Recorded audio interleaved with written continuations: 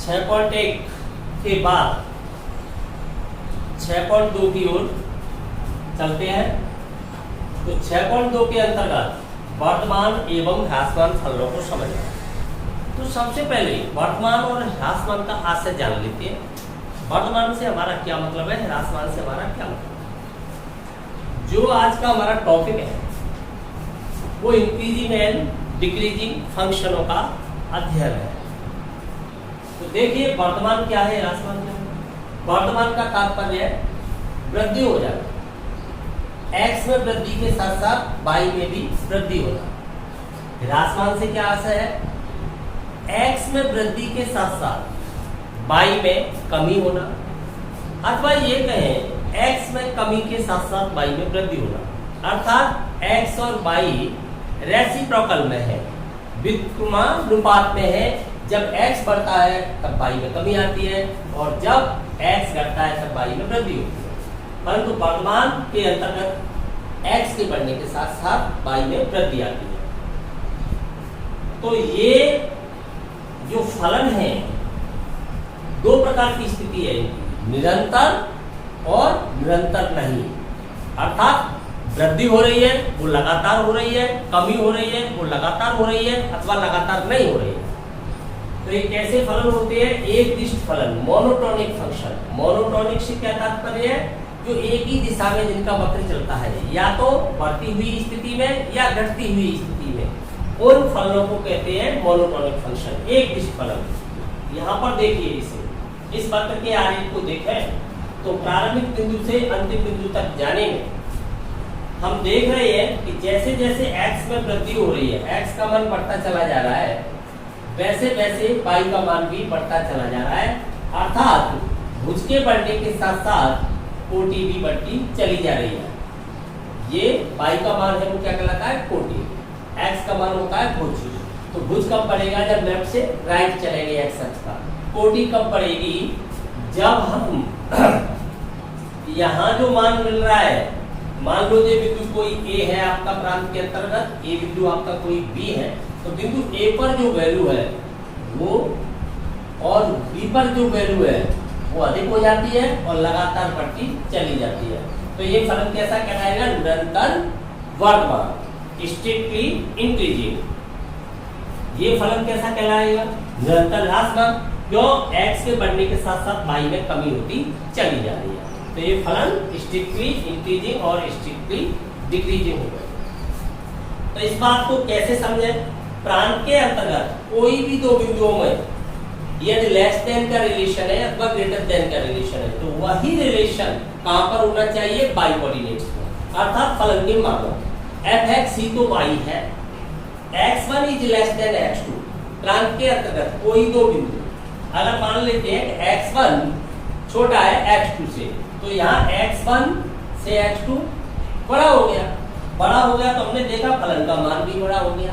अर्थात x में वृद्धि हुई तो साथ ही साथ y में भी वृद्धि होगी। Overall x1 x2 belongs to domain of function. इसका मतलब ये दो बिंदु नहीं है बल्कि कोई भी दो बिंदु है। तो प्रांत की किन्हीं भी दो बिंदुओं को लेकर हम देखते हैं कि x के बढ़ने के साथ साथ y में भी लगातार वृद्धि हो रही है। ठीक इसी प्रकार यहाँ पर देखिए x1 is less than x2 implies fx1 is greater than fx2। अर्थात x में वृद्धि हुई परंतु y में कमी हो गई। पहले x1 पर मान अधिक था तो x2 पर मान कम हो गया। तो ये स्थिति हो गई तो उसका आरेख नीचे गिरता हुआ चला गया। अवकलज का प्रयोग करना है हमें, तो अवकलज का प्रयोग इसमें कैसे करेंगे, अवकलज के द्वारा हम कैसे पता लगाएं कि किसी फलन के अंतर्गत x के बढ़ने के साथ साथ y में कमी हो रही है अथवा वृद्धि हो रही है। तो अवकलज के प्रयोग से पता लगाएं। तो हमें पता है कि किसी राशि के सापेक्ष जब अन्य राशि में परिवर्तन होता है तो वो परिवर्तन की दर ही तो अवकलज है। अर्थात y में x के सापेक्ष जो परिवर्तन की दर है वही तो y का x के सापेक्ष अवकलज है। तो वही f' x है। तो f' की वैल्यू धनात्मक पॉजिटिव फाइंड हो रही है। For all x belongs to domain of function. अर्थात प्रांत के सभी बिंदुओं पर अवकलज का मान कैसा है, धनात्मक। धनात्मक से तात्पर्य जो वृद्धि हो रही है वो कैसी है, धनात्मक। तो धनात्मक वृद्धि से वक्र ऊपर उठता हुआ चला गया लगातार। कोई भी बिंदु ऐसा नहीं है जहां पर f डैश x 0 हुआ है, अर्थात धनात्मक हो रहा है। ओवरऑल डोमेन में कैसा हो रहा है अवकलज पॉजिटिव, तो वो फलन कैसा हो जाता है निरंतर वर्तमान। ठीक इसी प्रकार से ह्रासमान को समझे, प्रांत के सभी बिंदुओं पर अवकलज का मान कैसा होना चाहिए ऋणात्मक लेस देन 0। तो अपने प्रांत में फलन कैसा होता है निरंतर ह्रासमान। तो यहाँ पर एट लास्ट हमने यही ग्रहण किया, सार यही रहा कि हम अगर किसी फलन को निरंतर वर्तमान सिद्ध करना चाहते हैं तो हमें क्या करना पड़ेगा, तो उसके अवकलज को धनात्मक शो करना पड़ेगा पूरे प्रांत के अंतर्गत।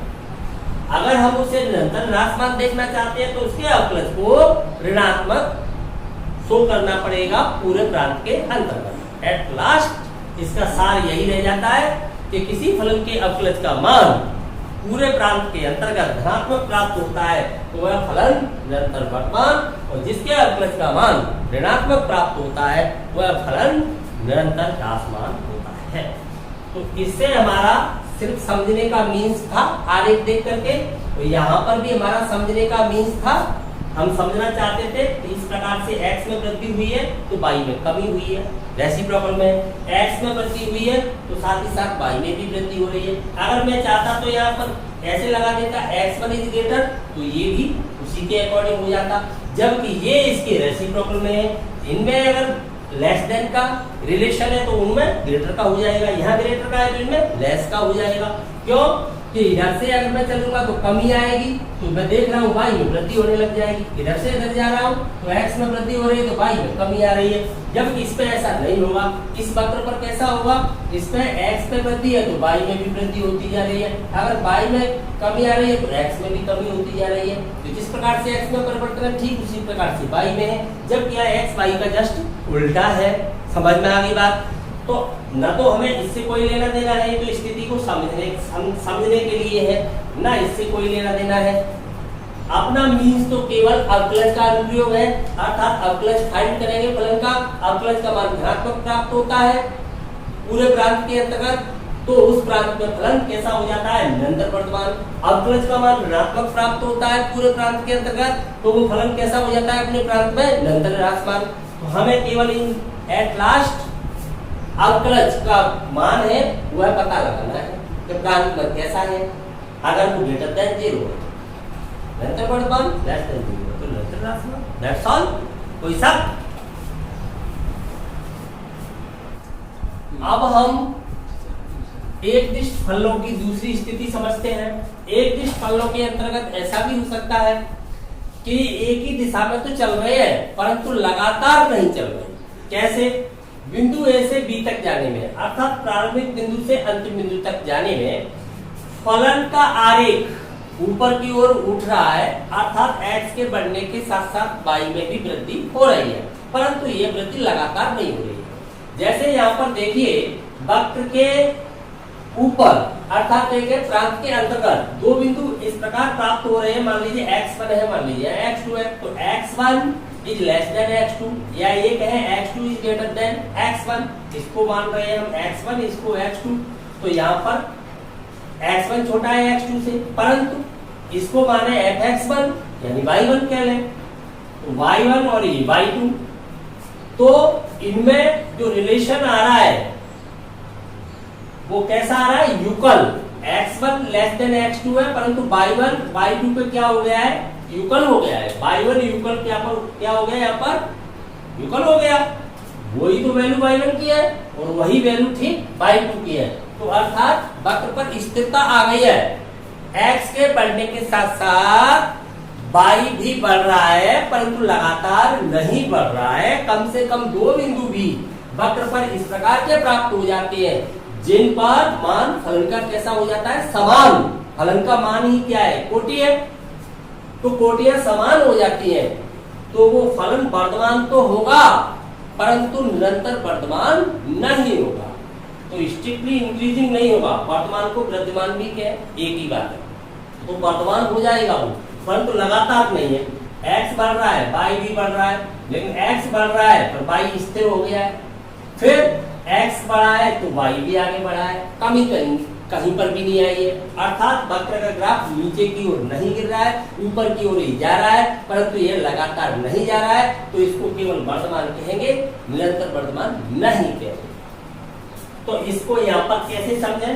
x1 is less than x2 implied fx1 is less then और इक्वल fx2, अर्थात समानुपाती का संबंध है परंतु स्थिरता है, अर्थात fx1 और fx2 की वैल्यू इक्वल भी फाइंड हो जाती है। कम से कम दो बिंदु ऐसे आ गए हैं तो उसकी जो निरंतरता है वो समाप्त हो जाती है और फलन को केवल वर्तमान कहते हैं। अवकलज में इस बात को इस प्रकार से समझें कि फलन का अवकलज धनात्मक अथवा शून्य।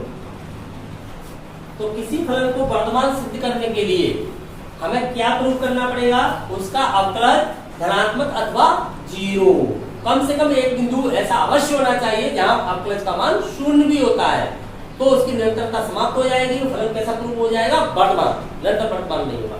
ठीक इसी प्रकार से ह्रासमान को समझिए। ह्रासमान के अंतर्गत फलन का आरेख गिरता हुआ जा रहा है परंतु वो लगातार नहीं गिर रहा है, अर्थात कम से कम ऐसे दो बिंदु अवश्य प्राप्त होते हैं जहां पर x1 x2 हम देख रहे हैं x1 is less than x2 but y1 equal क्या हो गया है? y2।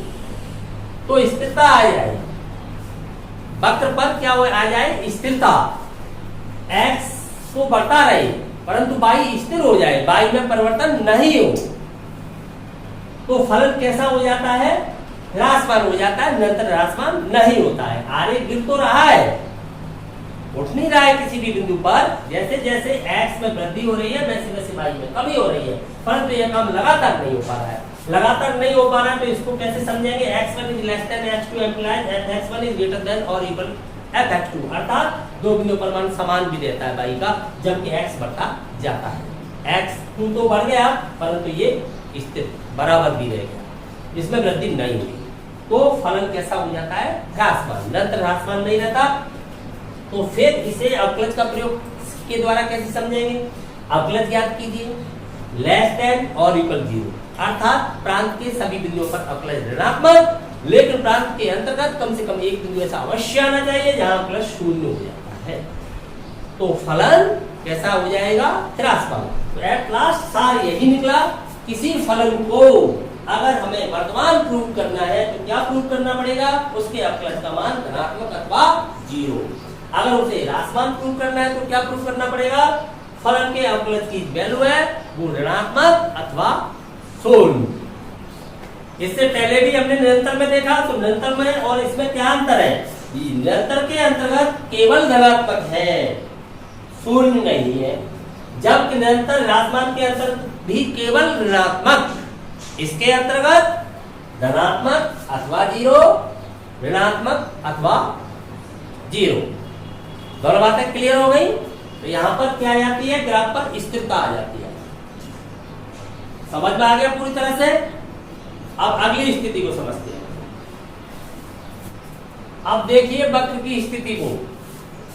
वक्र का आरेख कुछ भाग में उठता हुआ और कुछ भाग में गिरता हुआ है, अर्थात कुछ बिंदुओं पर बढ़ रहा है और कुछ बिंदुओं पर आरेख गिर रहा है। तो ये फलन न तो वर्तमान न ह्रासमान कहलाएगा, अर्थात ये मोनोटोनिक फंक्शन नहीं है, एक दिष्ट फलन नहीं है। एक दिष्ट फलन वो है जो एक ही दिशा में चल रहा है, बढ़ती हुई स्थिति में अथवा घटती हुई स्थिति में।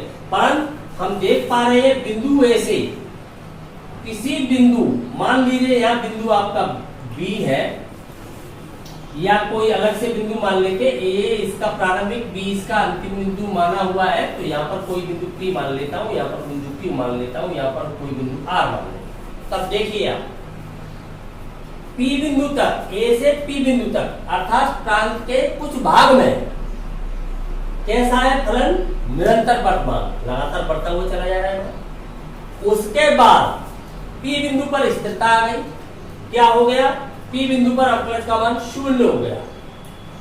P बिंदु पर स्पर्शरेखा x अक्ष के समांतर आ गई तो शून्य हो गया वहां पर। P के बाद पुनः वक्र का गिरना शुरू हो गया, h तो बढ़ता गया पर y गिरना शुरू हो गया, वक्र नीचे आना शुरू हो गया। ऐसा कब तक हुआ है? P से Q तक। Q बिंदु पर फिर शून्य हो गया अवकलज, क्योंकि कोई राशि शून्य नहीं होगी तो वो धन से ऋण में अथवा ऋण से धन में जा ही नहीं सकती है। ऋण से धन में जाने के लिए अर्थात घटती हुई स्थिति से बढ़ती हुई स्थिति में पहुंचने के लिए अथवा बढ़ती हुई स्थिति से घटती हुई स्थिति में आने के लिए उसे एक बार शून्य होना पड़ेगा, अर्थात परिवर्तन की दर रुक जाएगी। तो पी बिंदु पर परिवर्तन की दर रुक जाती है तो वो धनात्मक से ऋणात्मक में चेंज हो जाती है, फिर यहाँ पर शून्य हो जाती है तो ऋणात्मक से धनात्मक में चेंज हो जाती है, फिर शून्य होती है। इस प्रकार से कई भागों में हो सकता है। तो विभिन्न अलग अलग अंतराल प्राप्त हो जाते हैं प्रांत के अंतर्गत, जिनमें से कुछ भाग में वर्धमान और कुछ भाग में ह्रासमान।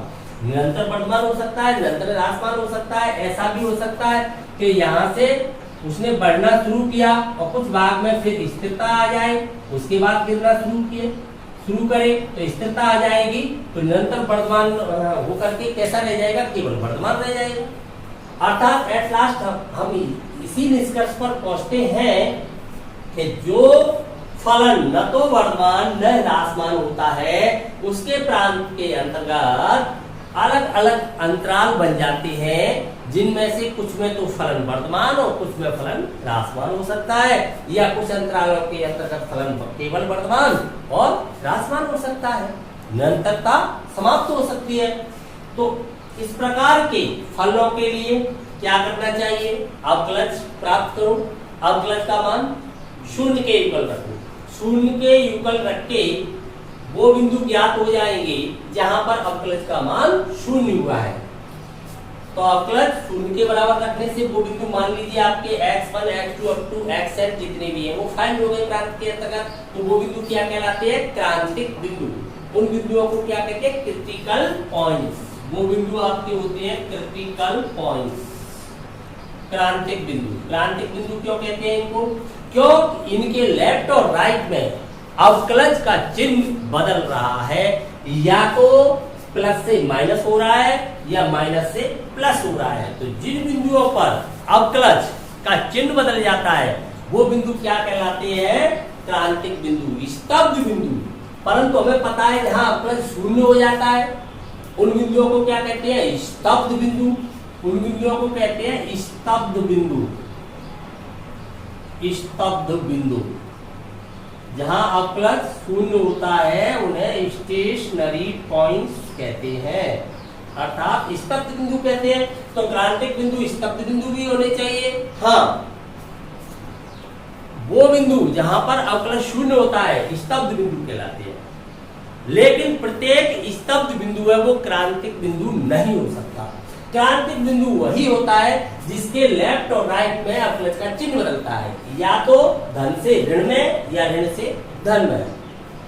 यहाँ पर देखिए अवकलज शून्य तो इन दोनों बिंदुओं पर है, परंतु ये बिंदु कैसे है, क्रांतिक बिंदु नहीं है, स्तब्ध तो जरूर है, क्योंकि यहाँ पर स्थिरता आ गई है। उसके लेफ्ट या राइट में अवकलज का चिन्ह नहीं बदल रहा है, अवकलज में स्थिरता आ गई है। तो ये बिंदु केवल स्तब्ध कहलाएंगे, परंतु क्रांतिक नहीं होंगे। क्रांतिक बिंदु उस बिंदु को कहते हैं जिसके लेफ्ट राइट में अवकलज का चिन्ह बदल जाता है। क्लियर, स्तब्ध जरूर होंगे। तो हम समझ गए कि सभी स्तब्ध बिंदु क्रांतिक नहीं होते, परंतु सभी क्रांतिक बिंदु स्तब्ध अवश्य होते हैं। तो हम कौन से बिंदु फाइंड करते हैं, स्तब्ध। फिर स्तब्ध बिंदुओं में से हम पता लगाते हैं कि कौन से बिंदु क्रांतिक बिंदु है और कौन से बिंदु क्रांतिक बिंदु नहीं है। तो क्रांतिक का पता लगाने के लिए अवकलज का क्या देखा जाएगा, चिन्ह उस बिंदु के तुरंत लेफ्ट वाले बिंदु पर और तुरंत राइट वाले बिंदु पर। परंतु हम वास्तविक संख्या रेखा पर प्रेडिसेसर और सक्सेसर प्राप्त नहीं कर सकते हैं, किसी बिंदु के तुरंत लेफ्ट या तुरंत राइट वाला बिंदु नहीं बता सकते, नहीं प्राप्त कर सकते। तो स्मॉल नेबरहुड वाले किसी भी बिंदु का अनुमान लगा करके हम इस बात का पता करते हैं कि चिन्ह बदल रहा है अथवा नहीं बदल रहा है। यदि उसके लेफ्ट राइट चिन्ह बदल रहा है तब तो वो क्रांतिक बिंदु होगा, अगर नहीं बदल रहा है तो केवल स्तब्ध बिंदु होगा। किसी भी अंतराल के अंतर्गत एक भी स्तब्ध बिंदु यदि आ जाता है तो उस अंतराल के अंतर्गत फलन निरंतर वर्तमान अथवा निरंतर ह्रासमान नहीं कहलाएगा। अगर कोई स्तब्ध बिंदु नहीं आता है अंतराल के अंतर्गत तो वो फलन उस अंतराल के अंतर्गत कैसा कहलाएगा, निरंतर वर्तमान अथवा निरंतर ह्रासमान। तो इसमें विभिन्न अंतराल प्राप्त हो जाएंगे, जैसे ए से पी तक फलन निरंतर बढ़मान, पी से क्यू तक निरंतर ह्रासमान, क्यू से आर तक निरंतर बढ़मान, आर से मान लो किसी एस तक निरंतर ह्रासमान। परंतु हम एस से बी तक देख रहे हैं तो वर्धमान तो है पर निरंतर वर्धमान नहीं है, क्योंकि कुछ भाग में स्थिरता आ गई है, अर्थात स्तब्ध बिंदु है, क्रांतिक बिंदु नहीं है। क्लियर होगी बात? क्रांतिक बिंदुओं के अन्य नाम भी है, अर्थात इनको अन्य नामों से भी जाना जाता है। क्रांतिक बिंदुओं को हम अन्य नाम से टर्निंग पॉइंट भी कहते हैं, अर्थात इन्हें वर्तन बिंदु भी कहते हैं, वर्तन बिंदु भी कह देते हैं। क्यों कहते हैं टर्निंग पॉइंट? टर्निंग पॉइंट इसलिए कहते हैं क्योंकि यहाँ पर चिन्ह बदल रहा है, और चिन्ह बदलने के कारण इन्हें टर्निंग पॉइंट भी कहते हैं, वर्तन बिंदु भी कहते हैं। इनको अन्य नाम से भी जाना जाता है। देखिए, इनको आपने क्रांतिक बिंदु कह दिया, वर्तन बिंदु कह दिया, इनको हम चरम बिंदु भी कहते हैं, इन्हें हम चरम बिंदुओं के नाम से भी जानते हैं, अर्थात एक्सट्रीम पॉइंट भी कहते हैं। क्यों कहते हैं इनको एक्सट्रीम पॉइंट? क्योंकि यहाँ पर फलन का चरम मान प्राप्त होता है, अर्थात किसी भाग में सबसे उच्चतम मान या किसी भाग में सबसे निम्नतम मान, यानी बढ़ती हुई स्थिति में सबसे बड़ा मान और बढ़ती हुई स्थिति में सबसे छोटा मान। तो यहाँ पर क्रांतिक बिंदु कहना, वर्तन बिंदु कहना या चरम बिंदु कहना एक ही बात को व्यक्त करेगा, समझ गए ना? सिनोनिम्स है। परंतु स्तब्ध बिंदु ये सभी हैं, ऐसा कोई बिंदु नहीं है जहां अवकलज शून्य हो जाए और वो स्तब्ध नहीं हो। स्तब्ध का मतलब है रुकावट, अर्थात वहां पर जो परिवर्तन है वो रुक गया, अवकलज रुक गया और रुकने से तात्पर्य शून्य हो गया, न तो घट रहा है और न ही बढ़ रहा है। तो सभी बिंदु एक साथ स्तब्ध है, परंतु सभी स्तब्ध क्रांतिक नहीं है। क्रांतिक उनमें कौन से हैं? जिनके लेफ्ट राइट में अवकलज का चिन्ह बदल रहा हो, लेफ्ट से राइट जाने पर या राइट से लेफ्ट जाने पर। यहाँ हम देख रहे हैं पी के लेफ्ट में कैसा है, धनात्मक बढ़ रहा है, जबकि राइट में तुरंत ऋणात्मक हो जाता है, अर्थात पी के अति लघु सामीप्य वाले बिंदु पर क्या हो रहा है? जो पी है वही सबसे उच्चतम मान वाला बिंदु है, पी के तुरंत गिरना शुरू हो गया है, इधर भी गिर रहा है। क्यों गिर रहा है? क्योंकि वो बढ़ के ही तो आ रहा है पी के पास, तो पी पर ही तो अधिकतम होगा, तो पी के तुरंत बाद फिर गिरना शुरू हो जाता है। तो प्लस से माइनस, माइनस से प्लस, चिन्ह बदल जाए तो वो बिंदु कैसे होते हैं? क्रांतिक। क्रांतिक विभिन्न नामों से जाना गया। आपका स्तब्ध एक भी बिंदु रह जाता है उस अंतराल के अंतर्गत तो निरंतर नहीं होगा। क्लियर? तो इसको संख्या रेखा पर कैसे व्यक्त करते हैं? हम डायरेक्ट इसका सीधा आंसर संख्या रेखा पर फाइंड कर लेते हैं। संख्या रेखा से कैसे पता लगाते हैं? आपकी ये है real number line, real number line के अंतर्गत आपको क्रांत पूरा रियल नंबर हो सकता है या कोई निश्चित अंतराल दिया गया है, तो आप क्या करेंगे? सभी क्रांतिक बिंदुओं को फाइंड करेंगे। क्रांतिक बिंदुओं को तो आप तो पहले स्तब्ध बिंदु फाइंड करेंगे, तो जितने भी आएंगे x की वैल्यू f डैश x बराबर 0 रख करके x1 x2 x2 x है, तो सभी में से फिर आप पता लगाएंगे कौन से क्रांतिक है। तो small neighbourhood left right value f dash x के अंतर्गत रखते हुए आप निश्चित कर लोगे कौन से क्रांतिक है। उन क्रांतिक बिंदुओं को संख्या रेखा पर व्यक्त कर दोगे। फिर दाईं ओर से एकांतर क्रम में प्लस माइनस इस प्रकार के चिन्ह लगा दोगे। तो जो प्लस वाले अंतराल बनेंगे वो तो बताएंगे वर्तमान को, और जो माइनस वाले अंतराल बनेंगे यहाँ पर वो बताएंगे आपके निरंतर ह्रासमान को। अगर इन अंतरालों में एक भी स्तब्ध बिंदु आ जाए, क्रांतिक बिंदु ही विभिन्न भागों में बांटेंगे प्रांत को। अंतराल बनाने के लिए तो केवल क्रांतिक बिंदु ही काम करेंगे, लेकिन स्तब्ध बिंदु इनके अंतर्गत कोई यहाँ पर ऐसे रह जाता है जो अंतराल तो नहीं बनाएगा, परंतु इस अंतराल की निरंतरता को समाप्त कर देगा। क्लियर? और अगर कोई स्तब्ध बिंदु नहीं आता है, सभी क्रांतिक बिंदु है, तो आप जितने भी भाग बन रहे हैं संख्या रेखा पर, उस पर दाईं ओर से एकांतर क्रम में अल्टरनेटली आप क्या लगाएंगे? Plus minus. तो आपका आंसर सीधा फाइंड हो जाएगा कि जो प्लस वाले अंतराल है वो वर्तमान के लिए, जो माइनस वाले हैं वो ह्रासमान के लिए होंगे। अगर कोई स्तब्ध बिंदु अंतराल के अंतर्गत नहीं है तो निरंतर के लिए होंगे। कम से कम एक भी स्तब्ध बिंदु आता है तो केवल वर्तमान और ह्रासमान के लिए। क्लियर होगी बात?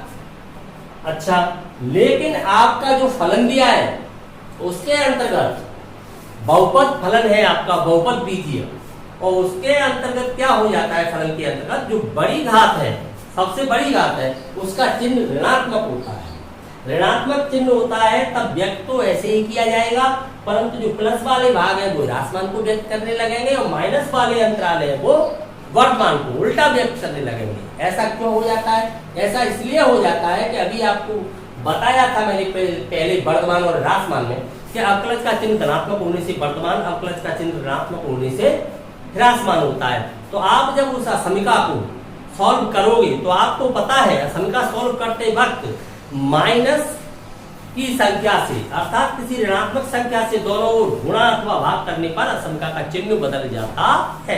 तो असमिका अपना चिन्ह बदल देगी, तो वहां पर जो आपकी इनफिनिटीज है वो क्या है, अपना साइन चेंज कर लेगी। तो जहां पर ग्रेटर है वहां लेस हो जाएगा, लेस है वहां ग्रेटर हो जाएगा, तो वर्तमान ह्रासमान में बदल जाएगा, ह्रासमान वर्तमान में। तो केवल कब होता है जब बड़ी घात का चिन्ह कैसा हो जाता है, ऋणात्मक। यदि बड़ी घात का चिन्ह धनात्मक है तो प्लस वाले वर्तमान और माइनस वाले ह्रासमान, बड़ी घात का चिन्ह ऋणात्मक है तो उल्टा देख लीजिए, व्यक्त इसी प्रकार से किया जाएगा। तो इस प्रकार से ये थ्योरी आपकी कंप्लीट हो जाती है।